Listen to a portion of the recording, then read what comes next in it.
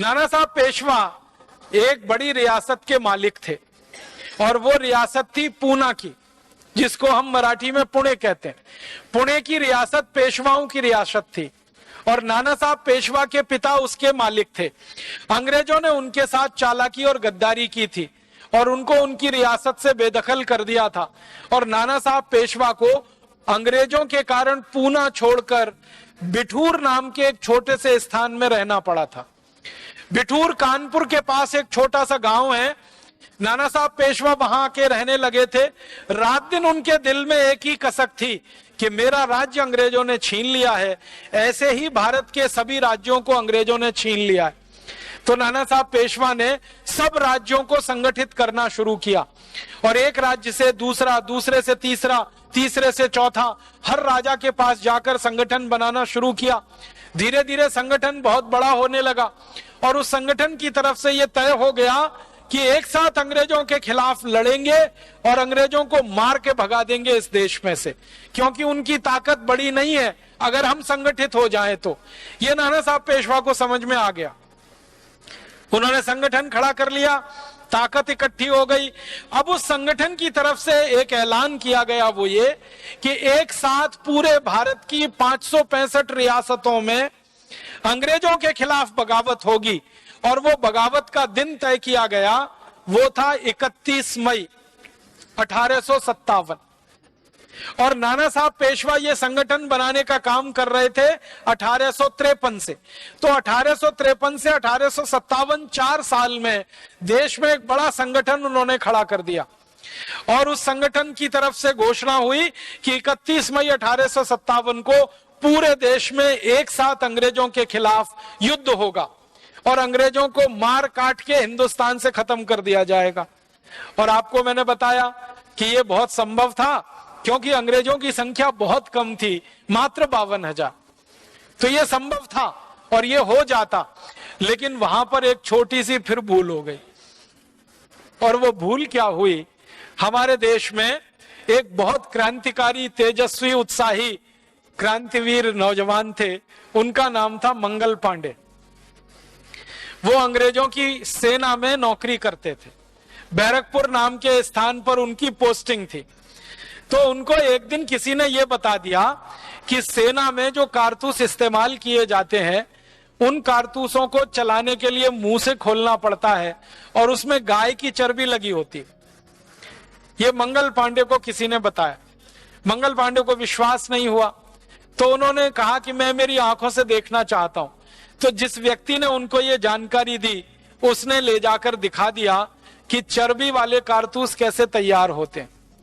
तो मंगल पांडे का गुस्सा आसमान फाड़ गए। वो ज्यादा कट्टर भारतीय थे, गाय के प्रेमी थे, गोरक्षा के मानने वाले थे, उनके परिवार के लोग भी गोरक्षा को मानने वाले थे। उनको जब पता चला कि गाय की चर्बी के कारतूस बनते हैं, इसका माने गाय का कत्ल किया जाता है, फिर उसकी चर्बी से कारतूस बनाए जाते हैं और वो हमको मुंह से खोलने पड़ते हैं, तो हमारा तो धर्म भ्रष्ट हो रहा है। तो उन्होंने तय कर लिया कि इन अंग्रेजों को सबक सिखाना। तो वो भी नाना साहब पेशवा के संगठन में शामिल हुए और नाना साहब पेशवा ने तारीख तय की थी कि 31 मई को एक साथ पूरे देश में विद्रोह होगा। लेकिन मंगल पांडे ने वो 31 मई का इंतजार नहीं किया। उन्होंने 29 मार्च 1857 को ही बगावत शुरू कर दी। अकेले तय हुआ था कि पूरे देश में अंग्रेजों के खिलाफ बगावत होगी 31 मई को। उससे काफी पहले 29 मार्च को ही उन्होंने बगावत कर दी। और उन्होंने क्या किया, एक अंग्रेज अधिकारी था, उसका नाम था मेजर ह्यूसन, उसको गोली मार दी मंगल पांडे ने बैरकपुर में, और भरी सभा में गोली मारी।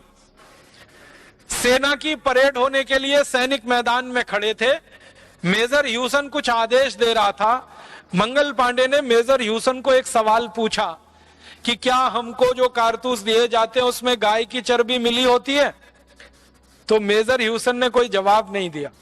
फिर मंगल पांडे ने पूछा, क्या आप मेरी बात सुन रहे हैं? हमको जो कारतूस दिए जाते हैं उसमें गाय की चर्बी मिली होती है? मेजर ह्यूसन ने ना हाँ कहा ना कहा। बस इसी पे गुस्सा आ गया मंगल पांडे को। तो मंगल पांडे के पास अपनी बंदूक थी, गोली उन्होंने मेजर ह्यूसन को मार दी। जैसे ही मेजर ह्यूसन मरा और गिरा तो उसके नजदीक में एक अंग्रेज अधिकारी खड़ा था, उसका नाम था कर्नल वाघ। वो झपट्टा मार के मंगल पांडे को पकड़ने के लिए आगे बढ़ा, मंगल पांडे ने दूसरी गोली उसको मार दी और वाघ भी वहीं ढेर हो गया। उसके बाद एक तीसरा अंग्रेज अधिकारी आगे बढ़ा और मंगल पांडे ने बंदूक के आगे का वो होता ना छुरा लगा हुआ, वो उसके पेट में घुसेड़ दिया और वो भी धराशायी हो गया। 3 अंग्रेज अधिकारी वहां मर गए तड़प तड़प कर। उसके बाद मंगल पांडे चिल्लाया और उनके जो सहयोगी सैनिक थे और कहा कि मैं अकेला अगर 3 अंग्रेजों को मार सकता हूं तो तुम सब मिलकर कितने अंग्रेजों को मार सकते हो, उठो आगे बढ़ो, क्रांति का समय आ गया, जितने अंग्रेज अधिकारी हैं इन सबको मार दो यहां पर। लेकिन मुश्किल ये हो गई कि बाकी जो सैनिक थे उन्होंने कहा कि हमने तो 31 मई का संकल्प लिया हुआ है और आप अभी हमसे कह रहे हो क्रांति करने को। सारे देश में 31 मई को क्रांति होगी और आप कहते हो आज ही करो। तो वो धर्म संकट में थे कि नाना साहब पेशवा के संगठन से चूंकि जुड़ चुके हैं तो संगठन का आदेश माने या मंगल पांडे का आदेश माने।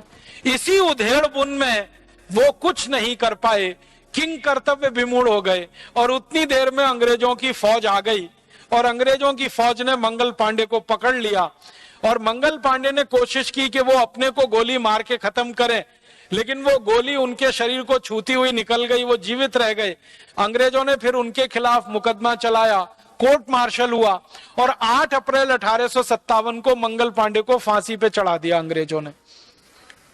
और 8 अप्रैल 1857 को जब मंगल पांडे को फांसी हो गई तो सारे देश में ये खबर आग की तरह से फैल गई। मंगल पांडे की सेना के जो सैनिक थे उनके सहयोगी उन्होंने छोटे छोटे समूह बना लिए और वो समूह के रूप में गांव गांव घूमना शुरू कर दिया और 31 मई को जो क्रांति होने वाली है उस क्रांति की तैयारी में वो सब लग गए। लेकिन फिर एक छोटी सी भूल हो गई कि जो सैनिक गांव गांव घूमकर क्रांति की तैयारी में लगे हुए थे वो सबको बता रहे थे 31 मई को करना है, 31 मई को करना है, 31 मई को करना है। लेकिन यहाँ मेरठ हमारे नजदीक में है, यहाँ मेरठ में कुछ अति उत्साही नौजवानों ने कहा 31 मई तक कौन इंतजार करेगा, अभी करना है। तो मेरठ में 10 मई को क्रांति शुरू हो गई और मेरठ में जो भारतीय सैनिक थे अंग्रेजों की सेना में उन्होंने बगावत करके अंग्रेजों के घर जला दिए और जो अंग्रेज थे उनको मार डाला। और फिर वो सैनिक मेरठ से दिल्ली चले गए और दिल्ली जाकर उन्होंने ये कहना शुरू किया 31 मई तक कौन इंतजार करेगा, अभी करो। तो दिल्ली के सैनिक भी उनकी हाँ में हाँ मिला के 12 मई को दिल्ली में क्रांति हो गई, फिर 13 मई को दिल्ली के पड़ोस में हो गई और ऐसे करके वो 31 मई सबको भूल गई और उसके पहले ही सारा खेल शुरू हो गया। अब इसमें गड़बड़ क्या हुई कि उस जमाने में कम्युनिकेशन तो था नहीं, टेलीफोन का कम्युनिकेशन तो था नहीं, टेलीग्राम का कम्युनिकेशन था नहीं, रेडियो का। उस जमाने में सूचनाओं को पहुंचाने के लिए एक एक व्यक्ति गांव गांव जाता था। तो पहले सूचना पूरे देश में गई थी 31 मई की। अब बाद में ये मेरठ में और दिल्ली में जब क्रांति हो गई तो कौन ये सूचना पहुंचाए जाकर गांव गांव कि सब कुछ 14 मई को ही करना है या 15 मई को करना है। तो कुछ जगह हुआ और कुछ जगह वो 31 मई का इंतजार हुआ। अंग्रेजों को इस बीच में समय मिल गया और उस पूरी क्रांति को एक तरफ जो सफल होने वाली थी 3 महीने में ही अंग्रेजों ने उसको दबा दिया और अंग्रेजों ने अपनी बहुत सारी सेना मंगा ली बाहर से। फिर से उनकी सेना आ गई और इस क्रांति को पूरा दबा दिया। और जब ये क्रांति दबी तो जिस बिठूर में नाना साहब पेशवा ने संकल्प लिया था देश को आजाद कराने का, उस बिठूर के 24,000 लोगों को अंग्रेजों ने गर्दन से काट दिया।